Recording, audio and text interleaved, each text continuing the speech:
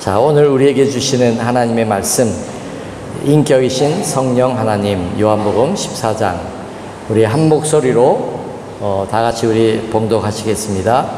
보혜사 곧 아버지께서 내 이름으로 보내실 성령, 그가 너희에게 모든 것을 가르치시고 내가 너희에게 말한 모든 것을 생각나게 하시리라. 내가 아버지께로서 너희에게 보낼 보혜사 곧 아버지께로서 나오시는 진리의 성령이 오실 때에 그가 나를 증거하실 것이요 내가 아버지께 구하겠으니 그가 또 다른 보혜사를 너희에게 주사 영원토록 너희와 함께 있게 하시리니 저는 진리의 영이라. 세상은 능히 저를 받지 못하나니 이는 저를 보지도 못하고 알지도 못함이라. 그러나 너희는 저를 아나니 저는 너희와 함께 거하시며 또 너희 속에 계시겠습니다. 내가 너희를 고아와 같이 버려두지 아니하고 너희에게로 오리라. 아멘. 자리에 앉으시기 바랍니다. 우리 어저께 라온이가 손가락을 좀 다쳤어요. 그래서 수술을 받았어요. 손가락 몇 반을 꼬매고 뼈도 조금 다친 것 같고. 그래서 집에 새벽 5시에 들어왔는데 그래서 오늘 교회 못 오시겠구나 했는데 나오셨어요. 우리 박수 한번 해주세요.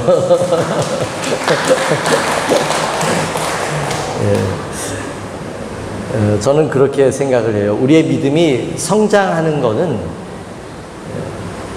그럼에도 불구하고 라고 하는 그게 적용이 돼야 돼요. 그러니까 이래서 이렇게 해서 누구나 다 이해하겠지.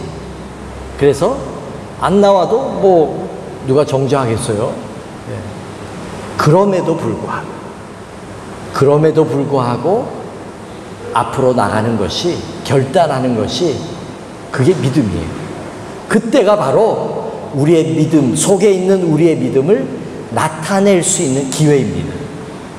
예수님이 저희의 믿음을 보시고 그 말 속에는 그럼에도 불구하고 장애물이 있었고 환경이 어려웠고 후퇴할 수밖에 없고 포기할 수밖에 없는 그런 상황이지만 그럼에도 불구하고 그럴 때, 그렇게 결단할 때 우리의 믿음이 성장하게 돼 있어요. 그런데요, 이 핑계대고 저 핑계대고 핑계를 대기 시작하면 우리는 자꾸 후퇴합니다. 그리고 작은 일만 있어도 우리는 그 핑계거리를 대고는 우리는 하나님 뜻대로 움직이지 않아요. 이런 못된 버릇이 생기기 시작하면 우리의 믿음은 제자리로 가요. 뱅뱅뱅뱅 또 앞으로 직진해서 나가야 될 텐데 핑계가 우리를 뱅뱅 돌려요. 사랑하는 여러분, 그럼에도 불구하고 이 믿음으로 전진하시기 바랍니다. 내가 교회를 못 나올 상황이야. 내가 예배를 못 드릴 상황이야. 내가 기도를 하지 못할 상황이야. 몸이 너무 피곤해. 그럼에도 불구하고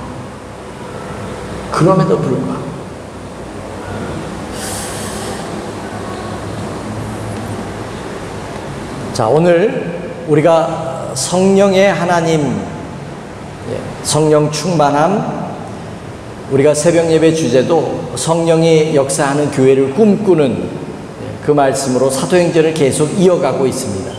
사도행전 말씀을 계속 묵상하고 가다 보니까 주일 말씀도 거기에 연관이 돼 있고 거기에 좀 보충을 해야 되고 하는 그런 말씀으로 이렇게 전하게 되었어요.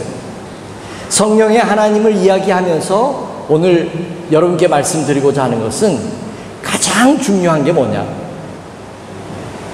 그것은 바로 성령의 하나님을 인격이신 하나님으로 내가 알고 그렇게 느끼고 그 하나님과 동행하는 삶을 살아가기 시작하는 겁니다. 왜 우리가 성령의 하나님을 잘 모를까요? 토레이 목사님이 이렇게 얘기했습니다. 성령을 인격으로 알지 못하면 완전한 기독교인의 체험을 못한 것이다. 이게 무슨 말이냐 하면요, 내 속에 예수 그리스도에 대한 확신이 없는 이유는 성령의 하나님을 인격적으로 내가 만나지 못했고, 만나더라도 그 성령의 하나님을 인격적으로 내 삶에 모셔드리지 않았기 때문에 우리의 믿음이 우리 속에 확신으로 임하지 않는 겁니다. 성령의 하나님이 내 속에서 내 영에게 증거해야 내가 확신 가운데 살 수 있어요. 성령의 하나님이 나와 함께 기도하고 내가 성령을 따라 기도하고 성령의 인도하심을 받기 시작하면 우리의 기도가 깊어질 수 있고 중요한 기도를 우리가 드릴 수 있고 우리의 기도 한마디 한마디가 믿음의 기도를 드릴 수 있어요. 예수님이 내가 너희를 떠나가는 것이 더 유익하다. 너희에게 내가 떠나가면 너희에게 보혜사 성령을 보낼 텐데 그분이 오시면 너희는 내가 있을 때보다도 더 큰 일을 할 것이다. 예수님이 우리 눈에 보이는 것처럼 여기 계신 것보다도 성령이 우리에게 임하셔서 우리 속에 거하시겠다고 했거든요. 그것이 우리에게 더 유익하다는 거예요. 홈스라고 하는 박사는 삼위일체 위격 중에서 가장 소홀히 여기는 것이 성령이라고 했는데 그 이유가 뭐냐? 이렇게 얘기했습니다. 성령에 대한 교리를 이해하기가 어렵다. 그러니까 삼위일체 성부 하나님, 성자 예수님, 성령의 하나님, 성부, 성자, 성령 삼위일체의 하나님에 대하여 이거는 과학적으로 증명할 수 있는 부분이 아닌 거예요. 그렇기 때문에 성령의 하나님에 대해서 이야기할 때 사람들이 잘 이해하기가 어렵다는 거예요. 그러므로 인하여 성령이 존재한다고 하는 것을 인정하지 않으려고 합니다. 왜? 내가 모르니까. 내가 체험하지 않았으니까. 성령의 하나님은 보이지 않는 분이에요. 성령은 인격이 아닌 사물처럼 표현할 때가 많았어요. 예를 들면 파워, 능력. 성령의 하나님은 권능을 일으키고 권능을 주시는 분이지만 파워 자체는 아니시거든요. 그 것이 아니거든요. 그 분이시거든요. 예수님은 보혜사 성령을 표현할 때 it으로 표현한 게 아니고 he라고 표현하셨어요. 그분이라고 표현하셨어요. 근데 저도 그랬고요. 예전에 부흥회 할 때 부흥 강사님이 성령 받아라, 성령 받아라. 그 얘기는 권능 받아라, 은사 받아라, 병고침 받아라. 우리는 그렇게만 이해했어요. 그것에 강조점이 있었어요. 그러다 보니까 부흥회가 딱 끝나고 나면 그 다음부터 찬송도 성령에 관한 찬송 별로 안 해요. 금요 기도회 때나 할까 말까. 제가 체험했잖아요. 한국 교회가 그랬다니까요. 오래 교회를 다니신 분은 아마 알 거예요. 부흥회가 끝나면 성령의 하나님은 잠시 1년 동안 또 모셔뒀다가 또 가을 부흥회 계절이 오면 또 다시 성령님 모셔다가 성령 받아라, 성령 받아라. 그랬다니까요. 그리고 성령 받는 것이 병고침 받고 방언 말하고 기적이 일어나고 그것에 초점이 맞추어져 있어요. 가장 중요한 인격이신 하나님, 성령의 하나님에 대해서 놓치고 있었어요. 그렇다 보니까 우리가 성령의 하나님을 소홀히 하는 일이 발생하게 된 거예요. 성령을 단지 감정적인 그 무엇으로 생각했어요. 그리고 성령을 거스리는 죄에 대한 두려움이 없어요. 그렇다 보니까 성령의 하나님에 대하여 우리가 소홀히 하게 된 거예요. 자, 예수님은 성령의 하나님을 보혜사라고 그렇게 표현하십니다. 곧 아버지께서 내 이름으로 보내실 성령, 그분이 그것이 아닙니다. 인격으로 표현하셨어요. 그가 너희에게 모든 것을 가르치시고, 그래서 성령의 하나님 보혜사라고 하는 말 속에는 가르치시는 분, 티처, 그 의미가 들어가 있어요. 그러니까 저의 가장 위대한 스승은 성령의 하나님이세요. 여러분, 설교 한 편을 준비하기 위해서 성령의 하나님께 얼마나 많이 물어야 되는지 몰라요. 성경 구절 정하는 것부터, 성경 구절이 정해지면 그 구절을 묵상하면서 계속 물어보는 거예요. 성령의 하나님, 어떻게 해야 됩니까? 성령님, 어떻게 해야 되죠? 이 말씀은 무슨 뜻인가요? 계속 물어봐야 돼요. 그렇게 마음을 열고 성령의 하나님을 인정하고 성령의 하나님께 계속 엿듣다 보면 말씀하실 때가 있어요. 깨닫게 해주세요. 성령의 하나님이 가르쳐 주시는 때가 있어요. 감동으로도 알려주시고요, 깨닫게 지혜로도 알려주시고요, 버뜩버뜩 주시는 그런 때가 있어요. 그러니까 보혜사예요. 보혜사라고 하는 이 단어 속에는 위로자, 컴포터, 위로해 주시는 분. 그래서 우리가 당황스럽고 어렵고 힘들고 어떻게 얼마나 당황스럽겠어요. 예? 얼마나 당황스러웠겠어요. 그때 어떻게 해야 돼요? 성령님 도와주세요. 성령님 도와주세요. 담대하게 해주세요. 지혜를 주세요. 인도해 주세요. 성령의 하나님을 부르면 우리의 마음이 어떻게 될까요? 위로가 되고 침착해지고 지혜가 되고 담대해지고 맡기게 되고, 그분은 우리를 변호해 주시는 분이세요. 그분은 가르치시면 했죠. 우리를 도와주시는 헬퍼세요. 성령님 도와주세요. 그러면 성령의 하나님이 어떻게 할까요? 도와주세요.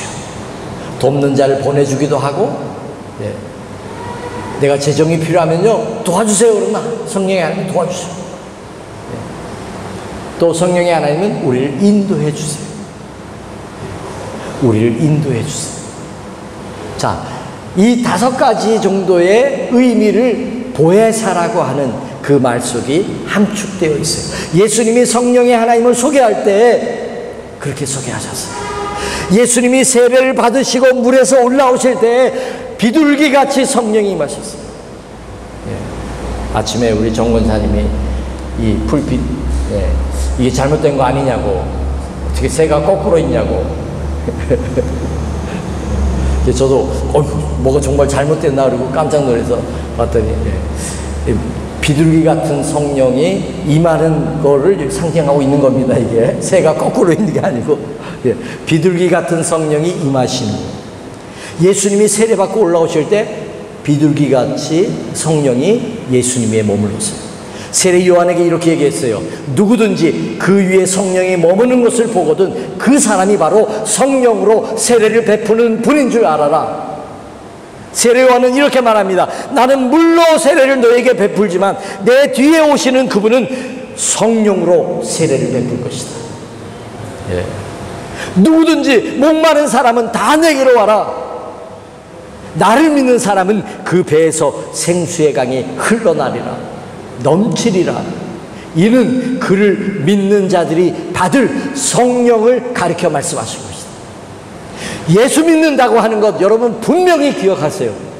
예수 믿는다고 하는 것은 예수님을 믿음으로 말미암아 죄사함을 받고 성령을 받는 것. 예수님이 성령 주시는 분이잖아요. 성령 받는 것이 예수 믿는 거예요. 예수님 믿고 죄사함 받는 것으로 끝나는 게 아니에요. 그래서 우리가 요새 새벽 기도회 때 사도행전을 쭉 말씀을 강의하다 보니까 그 부분이 초대교회에 계속 강조되고 있는 거예요. 빌립이 사마리아 성에 가서 전도를 해서요, 빌립의 사마리아 성에 어마무시한 사람들이 예수님을 믿게 됐어요. 그리고 그들도 세례를 받았어요. 그리고 어떻게 했는지 아세요? 베드로와 요한을 초청했어요. 그리고는 베드로와 요한이 하나님의 말씀을 또 증거하고 그들에게 예수 그리스도의 죄사함을 받는 세례를 베풀고 안수하고 기도할 때 성령이 사마리아 사람 이방인들에게도 임하기 시작했어요. 그 전까지는 세례만 받았어요. 그러니까 우리가 예수 믿는 것으로 끝나는 게 아닙니다. 물론 예수님을 믿을 때 성령께서 도와주시고 깨닫게 해주시고 예수님을 주라고 고백하는 것이 성령의 은혜임을 우리가 알고 있습니다. 그러나 우리는 성령에 붙들린 자가 되어야 돼요. 무당들은요, 악신에 붙들립니다. 대를 물려서 붙들리기도 해요. 그 조상이 무당이었으면 그 자손들 중에도 무당이 나와요. 악신이 괴롭히거든요. 어디에 뭐 주술 하는 그런 방울 이런 거 땅속에 묻어놓은 거 어디 가서 파봐라 그러면 거기가 있어요. 그럼 그거 파가지고 무당하는 거예요. 우리 예수 믿는 사람은 거룩한 영을 받는 사람이에요. 왜? 예수님이 우리의 죄를 대속하심으로 원래 우리 인간을 창조하실 때에 우리에게 주셨던 하나님의 영, 그 영을 다시 보내주십니다. 아멘.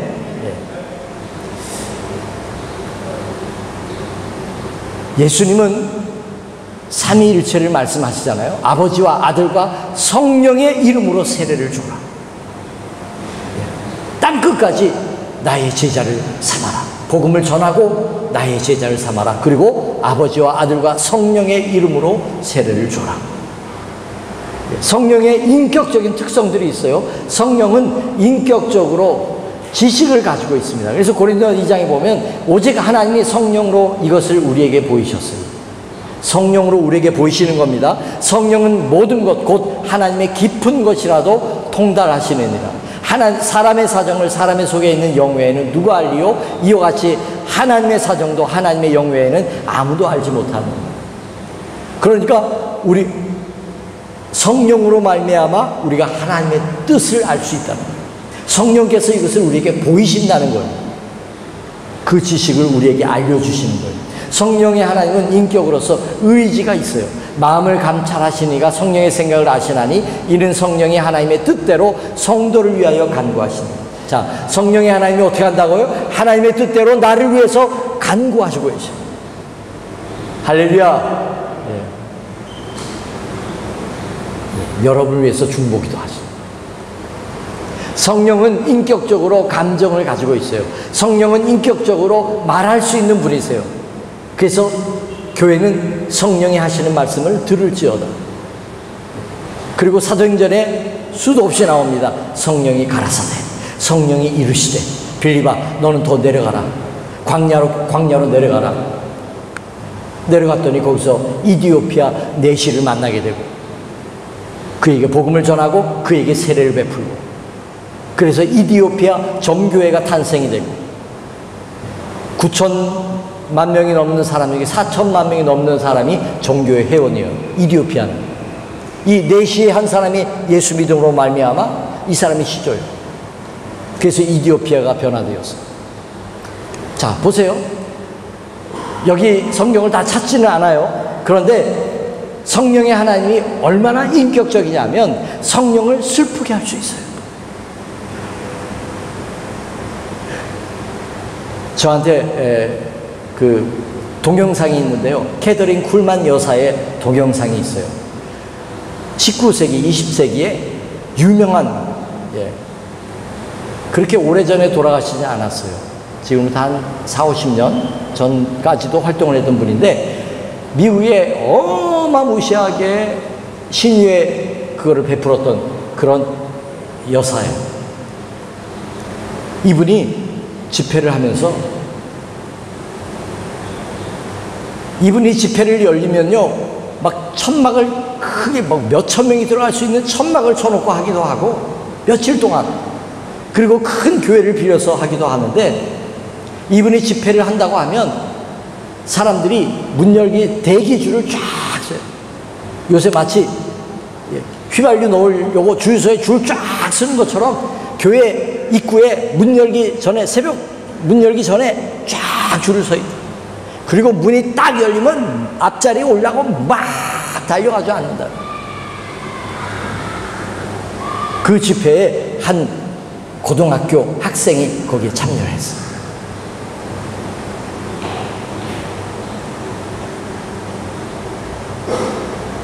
그분이 나중에 목사님이 되셨죠. 그분의 책에 보면 이 캐서린 굴만 여사가 했던 그 이야기를 잊을 수 없어서 그 책에 기록해 놓은 것을 제가 읽은 적이 있어요. 캐서린 굴만 여사가 집회를 예배에 나와서 찬양을 부르고 하다가 모든 것을 다 멈추게 했어요. 악기 소리도 못 내게 하고 아무 소리도 못 내게 했어요. 1분, 2분 정적이 그 엄청 큰 교회 예배당 안에 흘러갔어요.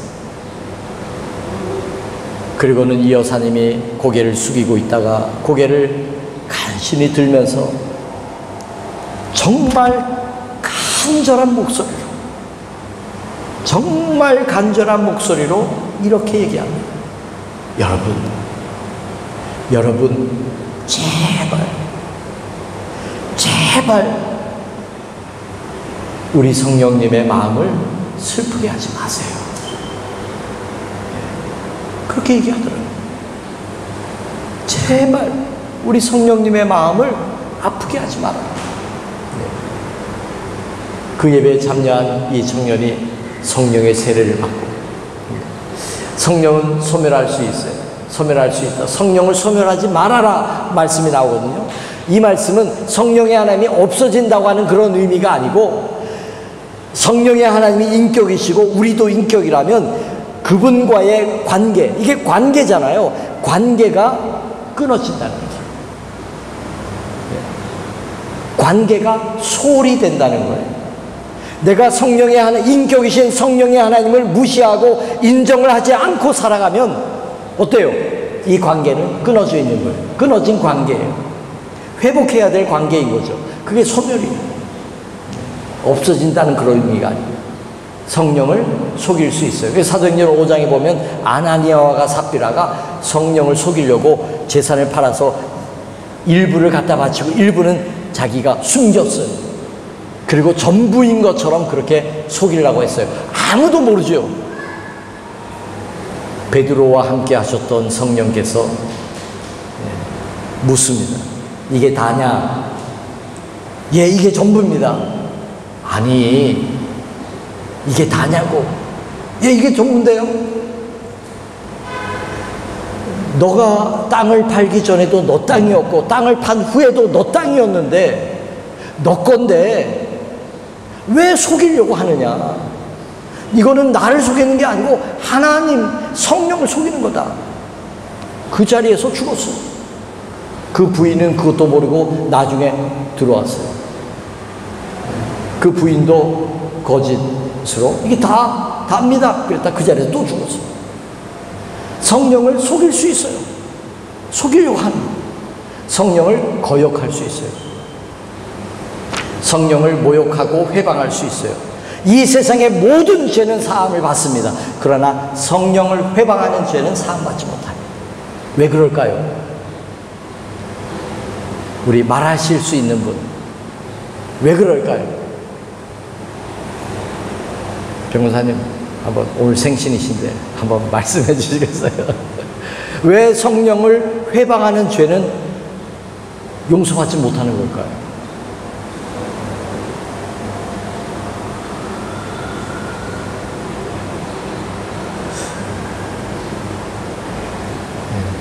여러분이 자꾸 이제 잊어버리시고 하기 때문에 제가 했던 설교를 또 해도 긴가민가 할 거예요. 저 목사님이 언제 저 얘기를 했었는데 몇 번 얘기를 했었는데 저게 뭘까 알쏭달쏭한 거죠. 이제 이후로는 절대로 잊어버리지 마시기 바랍니다. 성령을 회방한다고 하는 말은 예수님을 안 받아들이는 거예요. 성령으로 말미암아 우리는 예수님을 받아들이고 성령으로 말미암아 예수님을 고백하는 거예요. 그런데 그 성령이 역사하지 못하도록 회방했어요. 그러면 이 사람은 예수님을 믿지 못합니다. 그러면 이 사람은 용서받지 못하는 거예요. 예수 믿고 죄짓고 나쁜 짓도 하고, 심지어 예수님 우편에 있던 강도, 살인한 강도도, 교도소에서 죽음을 기다리는 사형수도 박 장로님 유튜브에 많이 하시더구만 요새요.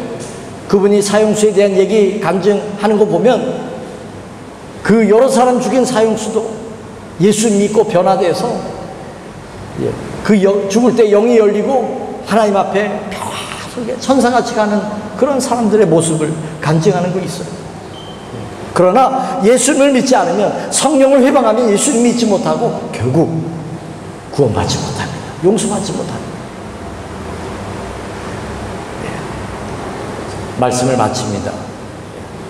지금 나와 함께 하시고 내 속에 내주하고 계신 성령님과 동행하려면 우리는 어떻게 할까요? 오늘 우리가 읽은 말씀 본문에 분명히 예수님이 직접 말씀하신 거예요. 너희와 영원히 함께 할 것이다. 그러면서 뭐라고 또 말씀하셨어요? 그분은 너희 속에 계시겠다. 사도 바울은 뭐라고 얘기했습니까? 성령이 너희 안에 거하시는 것을 너희가 알지 못하느냐? 너희는 하나님의 영이 거하는 성전이다라고까지 표현하죠. 너희가 믿을 때에 성령을 받았느냐? 예수 믿고 세례받은 자들을 향하여 초대교회는 그들이 성령 받기를 위하여 기도했어요. 안수하며 기도했어요. 그리고 성령 받는 것을 당연하게 여겼어요. 하나님의 영이 그들에게 임하고 그들이 변화되고 하나님에 대한 확신으로 가득 차 있는 거예요. 자, 우리와 영원히 함께 하시고 우리 속에 계시겠다고 말씀하셨어요. 그러면 제가 이렇게 움직이면 성령님은 이 교회에 그냥 계신 게 아니고 나와 함께 움직이고 계십니다. 제가 강식당으로 가면 성령의 하나님은 여기 남아 계신 게 아니고 성령의 하나님도 저와 강식당에 같이 가시죠. 여러분이 집에서 일을 할 때에도 무슨 일을 할 때도 그분이 항상 나와 함께 인격이신 하나님이 예수 그리스도로 말미암아 이제 우리와 함께 하실 수 있도록 그 길을 예수님이 열어놓으십니다. 그렇다면 우리가 해야 될 게 뭘까요? 대화하는 겁니다. 대화하는 것이 그분을 인정해 드리는 것입니다. 혼잣말이라도 괜찮고 마음속으로 말해도 괜찮고, 왜? 그분은 다 알아들으시니까. 그분에게 내 마음을 이야기하고 내 상황을 이야기하고 그분의 도움을, 헬퍼니십니다. 도움을 구하고 지혜를 구하고 가르쳐 달라고 하고 나를 인도해 달라고 하고 어떻게 해야 되는지. 우리가 마지막 때에 붙잡히거나 예수 믿는 것 때문에 핍박받을 때 예수님 뭐라고 말씀하셨어요? 너희 걱정하지 말아라. 너희 무슨 말을 해야 될지 걱정하지 말아라. 너희가 붙잡혀가면 다 말하게 될 것이다. 너희 속에서 말하시는 이가 성령이시다. 우리와 함께 하시는 성령에 대해서 말씀하셨어요. 우리가 지금부터라도 나와 함께 하시는 그 성령님을 인정한다고 하면, 동행하려고 하면 대화해야 돼요. 작은 것부터 큰 것에 이르기까지 다 물어봐야 되는 거예요. 아까 캐더린 굴만 여사 집회에 은혜 받은 그 청년이 바로 베니 흰 목사님이셨어요. 여러분 기회가 되면 Good Morning Holy Spirit, 안녕하세요 성령님이라고 하는 책을 꼭 읽어보세요. 제가 그 책을 스리랑카 와서 접하게 돼서 읽고 너무 은혜를 받고 다른 선교사님에게 줬더니 그 선교사님도 은혜를 엄청 받아가지고 그 말씀으로 제가 한국에 가서 설교도 한 적이 있어요. 오래전에. 그랬더니 그 교회 목사님이 저에게 이렇게 얘기하더라고요. 아, 맞아. 그런데 자꾸 잊어버리게 돼. 성령의 하나님이 나와 함께 하신 것을 내가 알고 있음에도 불구하고 내 삶 속에 그분을 인정하고 나와 함께 하시는 그분을 자꾸 잊어버려서 기도하러 내가 기도할 때 그분을 찾지, 일상 삶 속에서 그분을 자꾸 잊어버린다는 거예요. 여러분 잊어버리지 마시기 바랍니다. 내가 어디를 가든지 나와 늘 함께 하시는 그 성령의 하나님, 그분께 이야기하고 말씀드리고 물어보고 그 베니 목사님이 성령의 은혜를 받고, 자, 성령의 세례를 받으면 어떤 현상이 나타나느냐? 성령의 하나님이 눈에 보이지 않지만 실제가 돼요. 나와 함께 하시는 하나님이 실제가 돼요. 실제. 눈에는 안 보이는데 그분이 계심이, 그분의 존재가 실제가 돼요. 그러니까 얼마나 담대하겠어요. 얼마나 담대하겠어요. 그래서 이 베니 목사님이 성령께서 찾아오셔서 성령과 밤새도록 대화를 하고 깜빡 잠이 들었어요. 그리고 아침에 기분 좋게 눈을 팍 떴어요. 뜨자마자 한 첫 마디가 Good morning, Holy Spirit. 왜? 실제로 느껴지니까 그 인사가 나온 거예요. 안녕하세요, 성령님. 여러분, 이게 막막하기도 하고 막연하기도 하고 뭐가 뭔지 잘 모를 수 있어요. 그러나 걱정하지 마세요. 그게 믿음이에요. 우리가 잘 모르고, 처음에는 잘 모르고 이게 뭔지 이게 잘 이해가 안 돼도 좋아요. 그러나 나는 잘 모르고 이해가 안 되고 내 믿음은 없는 것 같고 막막하고 깜깜해도 그분을 인정하기 시작하고 말하기 시작하고 그분을 내 옆에 모신 것처럼 그렇게 내가 대접하기 시작하면 그분이 어떻게 할까요? 성령의 하나님이 나에게 나타나기 시작하는 거예요. 그분의 존재감이 나에게 느껴지기 시작하는 거예요. 아멘? 우리가 이걸 넘어가야 돼요. 우리가 기도할 때 그분하고 대화하는 거예요. 우리는 뭘 꼭 구해야만이 기도라고 생각하는데 대화가 기도예요. 대화는 여러분 수다 떨면 몇 시간 할 수 있어요? 마음 맞는 사람하고 수다를 떨면 1시간, 2시간, 3시간 후떡 지나가요. 제가 요새 챙겨보는 동영상 중에 하나, 박혁 전도자가 있어요. 전도자예요. 에반젤리스트예요. 이 사람이 하나님의 음성을 듣고 콜롬비아 남미로 가서 1년 동안 있으면서 집회를 다녔어요. 이분이 나이지리아에 조수아 목사님이 계신데 한국에도 집회에 오셨었거든요. 그 목사님을 1년인가 수종을 들었어요. 성령 충만한 그런 청년입니다. 성령의 음성에 민감하고 그분께 절대적으로 순종하는 그런 청년이에요. 그 청년이 인터뷰하는 내용들을 쭉 한번 보세요. 성령의 하나님이 실제예요. 실제예요. 기도하고 성령의 하나님과 대화하다가 시간이 후딱 지나가는 거예요. 뭘 해야 되는데 조금만 더 성령의 하나님하고 좀 더 있고 싶어가지고 조금만 더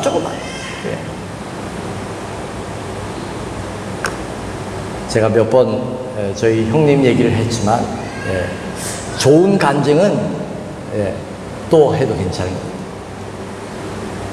우리 작은 형님이 벤질거리다가 은혜를 받고 성령 체험을 했어요. 그러더니 기도를 열심히 했어요. 막 충만해서 감사가 넘치고 성령과 동행하는 그런 삶을 살아가기 시작했어요. 그러다 보니까 대화하는 것처럼 뭐든지 성령이 하나님께 묻기 시작했어요.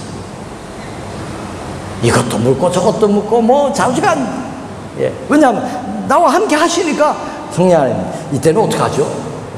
마치 좀 이게 뭐가 나상 하나 빠진 사람처럼 아마 보였을 거예요. 근데 저한테 어느 날 그러는 거예요. 저한테 직접 그랬어요. 저 형님이 야 있잖아.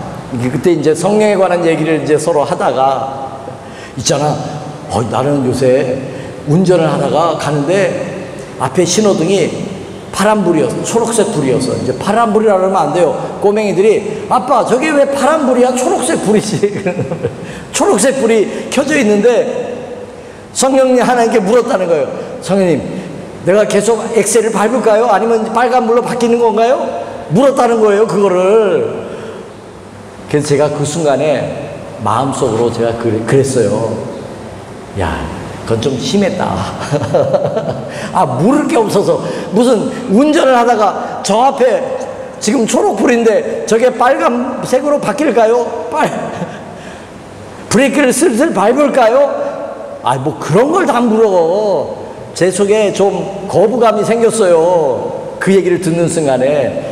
에이 하고 듣는 순간에, 그 짧은 순간에 제가 이렇게 물었어요. 성령님, 저건 좀 심했지요? 그렇게 물었어요.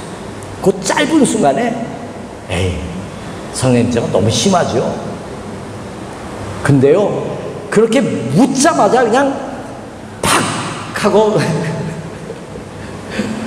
감동이 마음속으로 들려지는데, 기종아, 너는 나의 가장 친한 친구야.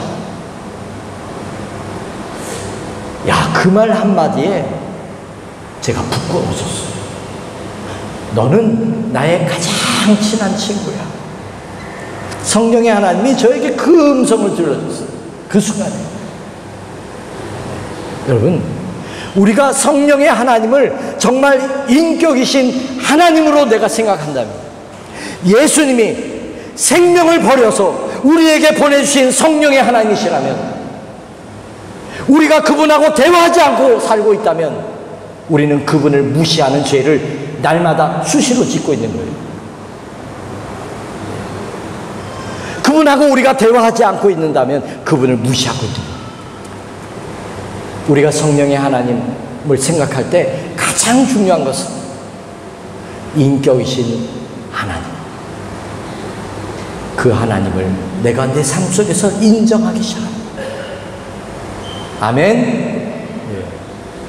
이게 안 된다 그러면 아까 도레이 목사님이 말씀한 우리의 신앙은 완전을 향하여 갈 수 없어요. 그냥 내 힘으로 애쓰다 마는 거지. 성령의 하나님이 여러분 충만하셔서 성령의 하나님이 실제가 되시길 바랍니다. 성령의 하나님이 음성이 들려주시길 바랍니다. 그분에게 귀를 기울이시기 바랍니다. 여러분이 어디에 있든지 여러분의 마음을 그대로 다 열고 그분하고 늘 대화하시기 바랍니다. 모르는 것은 물어보시기 바랍니다. 성령의 하나님은 준비되셨고 우리에게 말씀하실 것이고, 누구든지 내 음성을 듣고 문을 열면 내가 그에게로 들어가 그로 더불어 먹고 마시고.